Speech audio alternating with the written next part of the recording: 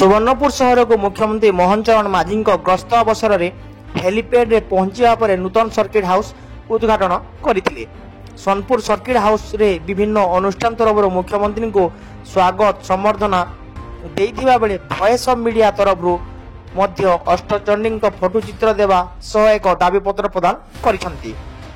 मंदिर मालिनी सोनपुर प्रमुख दाबी मध्य मॉडल बस स्टैंड शीघ्र निर्माण दाबी, रिंग रोड काम शीघ्र संपूर्ण, सोनपुर महाविद्यालय और बिजू पट्टनायक महिला विद्यालय दीर्घ दिन प्रतिष्ठा होइतिले मध्य एजावत सरकारी मान्यता पाई नथिबारु शीघ्र एहा उपरे विचार करिबा पई सुवर्णपुर जिला मुख्य चिकित्सालय रे शीघ्र आईसीयू सुविधा करिबा पई वॉइस ऑफ मीडिया सभापति संतोष मिश्र नेतृत्व में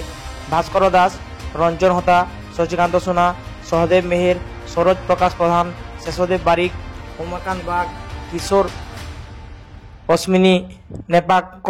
सह समस्त सदस्य मुख्यमंत्री को भेटी एक दाबीपत्र प्रदान करिसेंती। मुख्यमंत्री सर्किट हाउस रु सीधा रामेश्वर स्टाडियम मंचरु प्राय 20,000 लोक एकाठी होइतिबा सभारे उद्बोधन देई